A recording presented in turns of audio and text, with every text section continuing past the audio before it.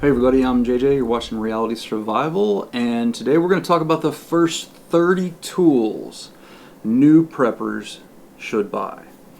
So with this, I want to define what I'm talking about with regard to tools first. So it's a device or implement, especially one held in the hand that's used to carry out a particular function.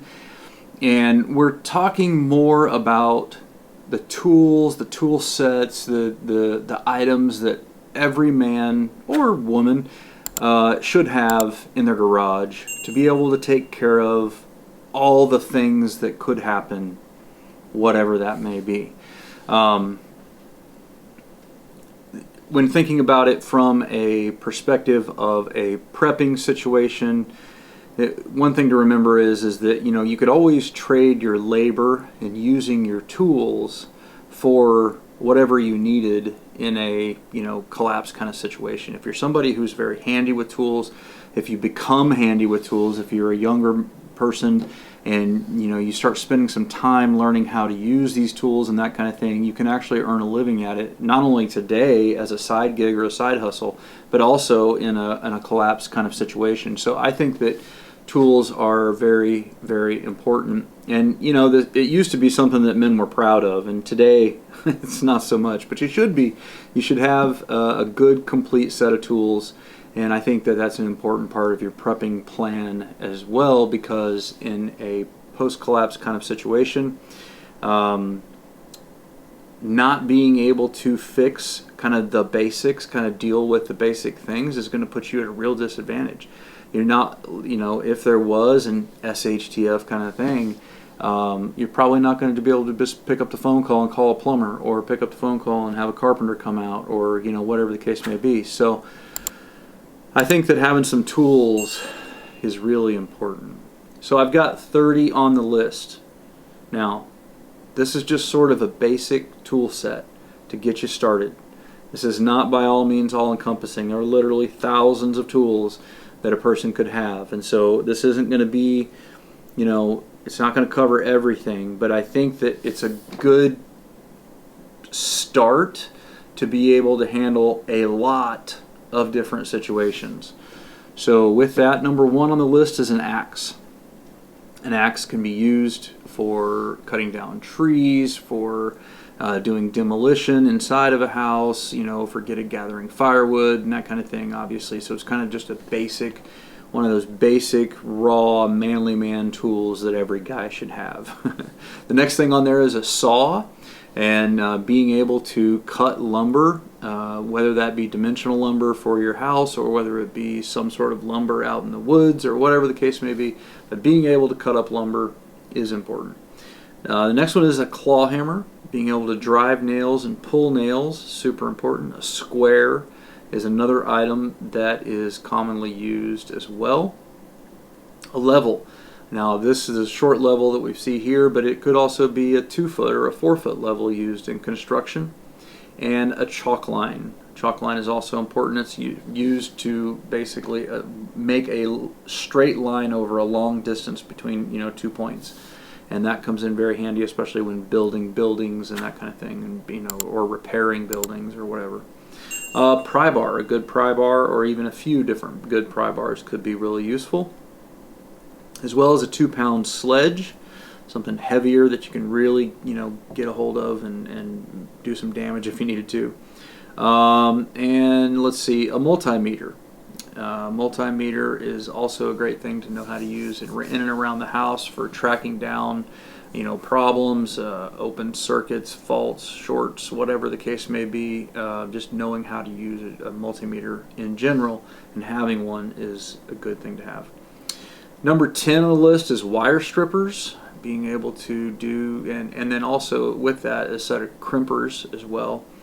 I think that knowing just the basics of electricity and how it works is a really, really good thing to know. A set of chisels is another one, especially when you're having to make and do custom, kind of things, and having to make something fit where it might not want to fit or whatever the case may be. Having a chisel is good. Circular, I'm going to give 3 here in a row. These 3 things are cordless tools. I prefer DeWalt, and if you can get the atomic versions of these, then that's probably the best ones that are currently out right now with the most power. A circular saw, a cordless drill, yeah, those are the main 2, and then also a reciprocating saw as well. Now, if you have a drill, you're going to also want to have a drill bit set. I think that the Clee line, C-L-E, Clee line drill bits are probably some of the best ones out there for the value. Number 16 is adjustable pliers, like a set of channel locks. You also want to look at having a set of pipe wrenches for plumbing, a set of needle nose pliers, screwdriver set, kind of a multi set there. A pair of the Knipex Cobra pliers, I think those are super useful. A basic wrench set, a basic socket set, an OBD code reader. That is a code reader to be able to pull the codes from your vehicle so you can see what's wrong with it when that little warning light comes on. Having to go in and pay a diagnostic fee just to see why the check engine light on is silly when you can get a code reader for like 30 to 50 bucks. 3-ton floor jack and a set of 3-ton jack stands, and being able to change your own oil will save you a lot of money over the years, and as well as an oil drain pan to go right along with that, and a funnel. And let's see, number 28 here is a 12-volt car battery charger. Sometimes batteries go dead. You got to be able to have the ability to charge it back up, and if you had a solar system to go with this, like some sort of a solar generator or whatever, and a battery charger, being able to charge people's batteries after SHTF could be like a whole business in and of itself. Alright, the next thing here on the list is a shovel. Being able to dig holes is super important. And 12-pound sledgehammer for demolition or making entry, you know, if you had to make entry somewhere. And then last but not least, kind of the bonus item on the list here is a wood splitting maul. Being able to chop up wood after you have cut it down. So there's literally, like I said, thousands of things that you could and probably should add to this list. So I would love for you guys to tell me what items are really important that I forget. Put those down in the comments below. What's sort of the basics that really should be involved in any tool set for your garage that I missed. I'm sure that I missed stuff. This is just kind of what popped out of my head real quick. So I'd love to get your guys' take on that in the comments below. Alright, so before I go, I just want to let you know about realitysurvival.substack.com. We have giveaways over there each month. This is an SC6 survival knife that was given away over there in the month of July.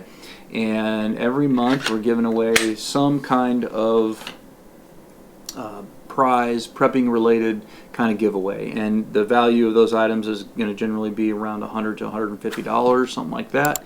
And so if you want to get signed up as a paid subscriber over there, you can go to realitysurvival.substack.com and click on the post that has a picture of this. Scroll down until you see the 33% discount. That'll save you some money off of the plan, and you can get signed up for a year for like 35, 40 bucks, something like that. And then you can get in on each one of these monthly giveaways. And we've only got like 70 or so subscribers, and so your chances of winning are pretty good. So check it out. Okay, that's it for me. Don't forget to live 6 P's. Proper prior preparation prevents poor performance. Stay safe, guys.